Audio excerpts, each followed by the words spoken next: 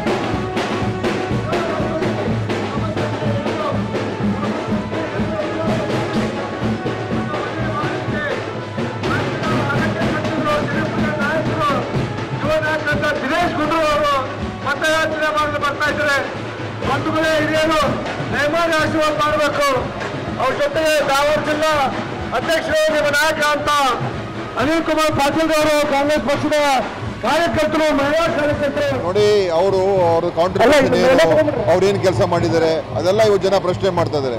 ಅವ್ರದ್ದು ಇವತ್ತು ರಾಜ್ಯದ ಪರವಾಗಿ ಕೆಲಸ ಮಾಡಲಿಲ್ಲ, ರಾಜ್ಯದ ಬರ ಪರಿಹಾರ ಕೊಡಿಸಿದ್ರು ಕೂಡ ಜೋಶಿ ಅವರು ವಿಫಲರಾಗಿದ್ದಾರೆ, ಎಲ್ಲ ವಿಚಾರದಲ್ಲೂ ಕೂಡ ವಿಫಲರಾಗಿದ್ದಾರೆ ಜೋಶಿ ಅವರು.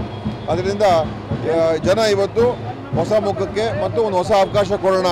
ವಿನೋದ್ ಅವರು ಒಬ್ಬ ಒಳ್ಳೆಯ ಯುವಕ, ಯಂಗ್ಸ್ಟರು ಮತ್ತು ಕಾಂಗ್ರೆಸ್ ಪಕ್ಷದ ಬಗ್ಗೆ ಅಭಿಮಾನ ಜಾಸ್ತಿ ಇದೆ. ಅದರಿಂದ ನಮಗೆ ನಿರೀಕ್ಷೆ ಈ ಸಲ 100% ಗೆದ್ದೇ ಗೆಲ್ತೀವಿ.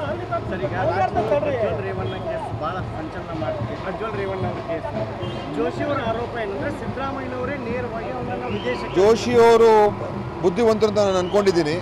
ಆದರೆ ಅವ್ರ ಮಾತುಗಳು ಕೇಳಿದ್ರೆ ಈಗ ಎಲ್ಲೋ ಒಂದು ಕಡೆ ಅವರು ಹೇಳ್ತಾ ಇರತಕ್ಕಂಥ ಯಾವುದೇ ರೀತಿಯ ತರ್ಕನೇ ಇಲ್ಲ, ಲಾಜಿಕೇ ಇಲ್ಲ. ಆಯಿತಾ, ನಾವು ಗೊತ್ತಾಗಿದ್ದು 25ನೇ ತಾರೀಕು 26ನೇ ತಾರೀಕು ಮೇಲೆ ನಾವು ಅದನ್ನು ಆ್ಯಕ್ಷನ್ ತೊಗೊಳೋದಕ್ಕೆ ನಾವು ಕ್ರಮ ತೊಗೊಂಡಿದ್ದೀವಿ. ಅವ್ರು 26ನೇ ತಾರೀಕಿಗೆ ಹೊರಟ್ಬಿಟ್ರು. ಅವರು ಇದು ವಿಡಿಯೋಗಳು ಬಂದಿದ್ದು 25ನೇ ತಾರೀಕು ರಾತ್ರಿ. ಅದನ್ನು ತಿಳ್ಕೊಳ್ಳೋಷ್ಟೊತ್ತಿಗೆ ಈಗ ಅವರು ಪರಾರಿಯಾಗಿದ್ದಾರೆ.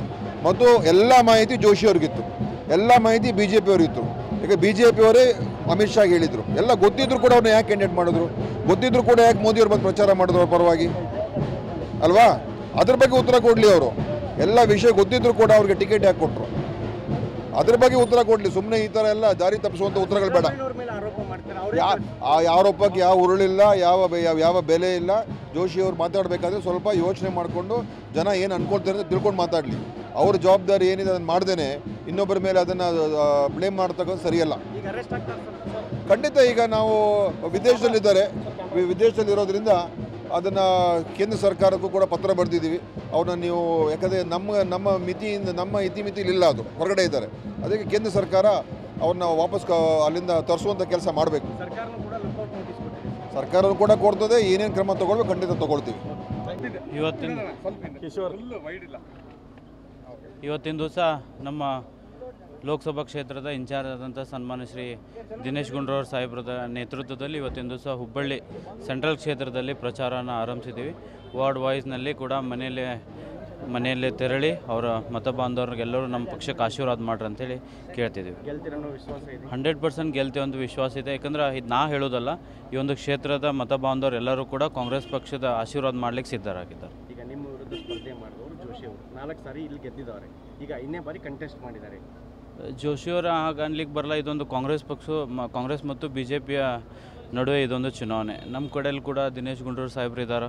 ನಮ್ಮ ಇನ್ಚಾರ್ಜ್ ಮಿನಿಸ್ಟರ್ ಆದಂಥ ಸಂತೋಷ್ ಲಾಡ್ ಸಾಹೇಬರು, ವಿನಯನ ಕುಲಕರ್ಣಿ ಅವರು, ಪ್ರಸಾದ್ ಅಬ್ಬೆ ಅವರು, ಕೋನ್ ರೆಡ್ಡಿ ಅವರು, ಇವರೆಲ್ಲ ನಾಯಕರ ಸಮ್ಮುಖದಲ್ಲಿ ಮತ್ತು ನಮ್ಮ ಜಿಲ್ಲಾಧ್ಯಕ್ಷರಾದಂಥ ಅನಿಲ್ ಕುಮಾರ್ ಪಾಟೀಲ್ ಅವರು, ಅಲ್ತಾಫ್ ಅವರು, ಇವರೆಲ್ಲ ನಾಯಕರ ಸಮ್ಮುಖದಲ್ಲಿ ಒಂದು ಚುನಾವಣೆ ಮಾಡ್ತಿದ್ವಿ. ಕ್ಷೇತ್ರ ಜಿಲ್ಲೆಯಲ್ಲಿದ್ದಂಥ ಮತ್ತು ಒಂದು ಲೋಕಸಭಾ ಕ್ಷೇತ್ರದಲ್ಲಿ ಪ್ರತಿಯೊಬ್ಬ ನಾಯಕರು, ಪ್ರತಿಯೊಬ್ಬರ ಕಾರ್ಯಕರ್ತರ ವಿಶ್ವಾಸವನ್ನು ತಗೊಂಡು ಅವರೆಲ್ಲರೂ ಕೂಡ ಒಮ್ಮತದಿಂದ ಈ ಒಂದು ಚುನಾವಣೆ ಮಾಡ್ತಿದ್ವಿ.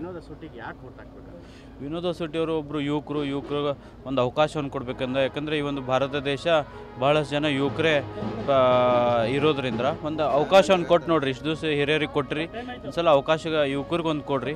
ನಾವು ಕೂಡ ಅವರ ಈ ಒಂದು ಕ್ಷೇತ್ರದಲ್ಲಿ ಸೇವೆಯನ್ನು ಮಾಡ್ಲಿಕ್ಕೆ ಒಂದು ಅವಕಾಶ ಮಾಡಿಕೊಡ್ರಿ ಅಂತ ಕೇಳ್ತೀನಿ. Brought to you by V-Guard, co-powered by Sensodyne and Vimal. ಬಾಯಲ್ಲಿ ಹೇಳಿ ಕೇಸರಿ. Associate sponsor Ultratech Cement.